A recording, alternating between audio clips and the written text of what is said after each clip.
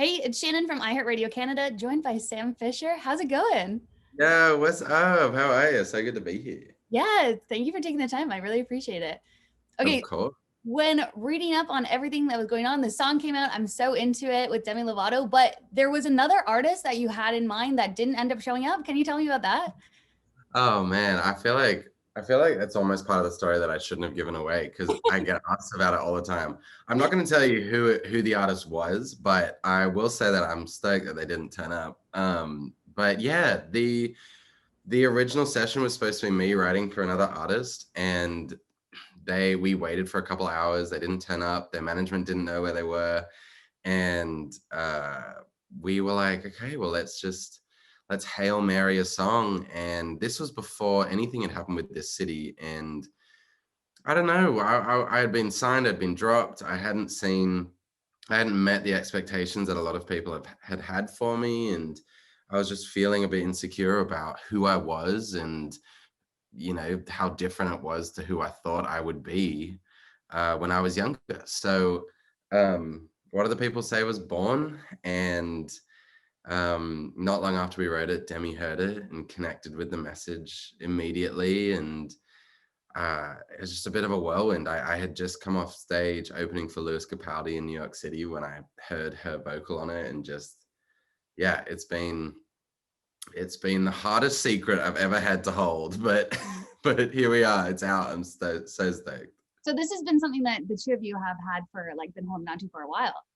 It's been cooking. It has been in the slow cooker, but it's come out perfection and tasty as hell. And I'm stoked. It's super cool. Does that build up the anticipation more, do you think? Or is that like more nerve wracking because you're just like have this thing and then you finally put it out into the world?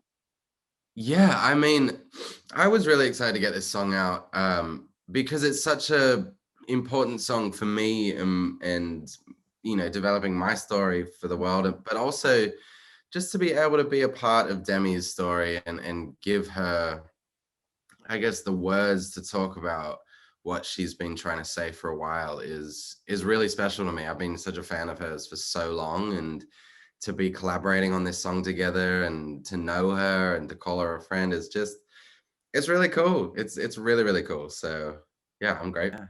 Yeah. Do you find that you are still at a point where you care what people say?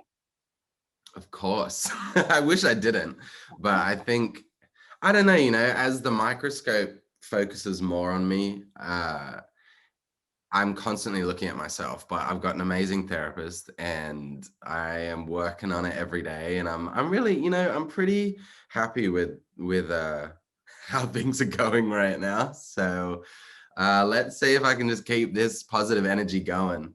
Yeah. But yeah. That's good to hear. Therapy is the best, isn't it? Isn't it just Oh my God. the greatest? Life Yeah. life changer. I know. I It's have it right after this. So I'm like, amazing. yeah, Love that. amping up for therapy. But that's so sweet. Okay. So I noticed a little bit of a correlation, and correct me if I'm wrong, between this city, because I feel like it's talking about LA. And then what people say is kind of talking about like the people in LA. So how is your relationship with LA now? I mean, it's not been too bad. I've treated the old girl pretty poorly in songs, really dragged her through it. But I, I don't know. I write a lot about where I'm at mentally, emotionally, and what I've kind of learned is when I feel alone in a feeling, it's probably a good thing to write a song about it because chances are millions of people around the world will feel the same thing. But me in LA, pandemic aside, things are pretty good. She's putting on like a cute winter weather show right now, and that's rare for here. So I'm loving it a bit. Yeah. Um, but yeah, definitely, it's definitely just kind of what's going on in my head, and a lot of that is the struggle of moving to LA and thinking things will work out the way that you want them to work out, and they just so rarely do. So it's been a tough 6 years, but I'm grateful for them, honestly. I don't think I would change anything. Crazy. Yeah. And you do have such a success story too. I can't believe that you at one point were sleeping in a car and going through all of these things and struggling in LA. Did you in that time, did you think to yourself like, oh, this is gonna make like a wicked success story, or like I am building so much character right now? Or was it just like horrible? No, I was like, I'm never gonna be a success.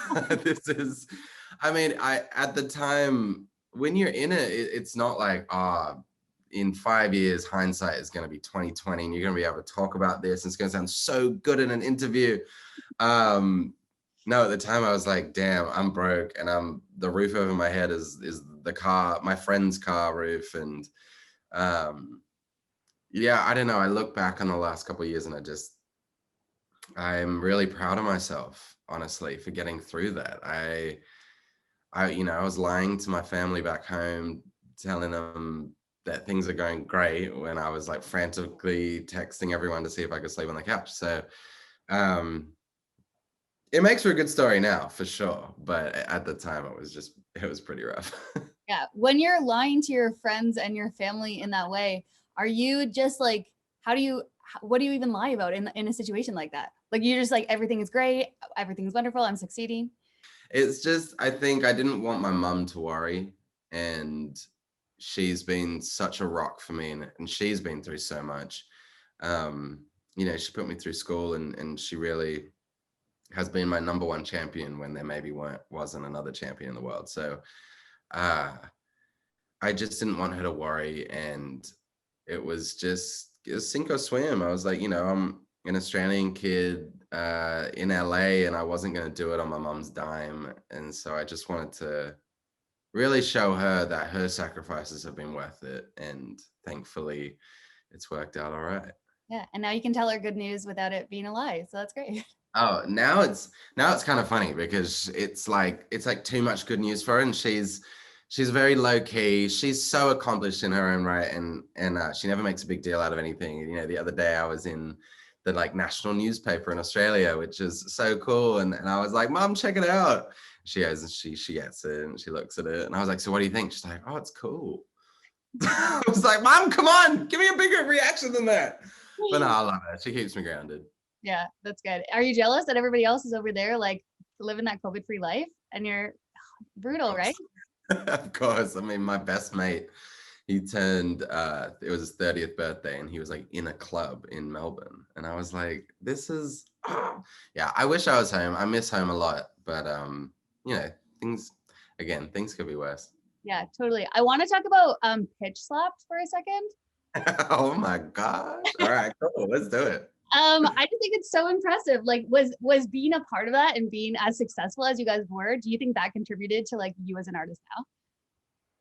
Sure. I wouldn't be here without that community, the a cappella community. Honestly, when I moved out to LA, I lived with Ben Bram, who is he built Pentatonics, and there's so many dominoes that fell starting from Pitch Slapped. But yeah, I was always a fan of a cappella, and it was such a cool group to be a part of because everyone was so talented. And I met my wife there, and it just, yeah, it really got me started. I'm very grateful for Pitch Slapped, for sure. That's awesome. Sam, Yeah. thank you so much for taking the time.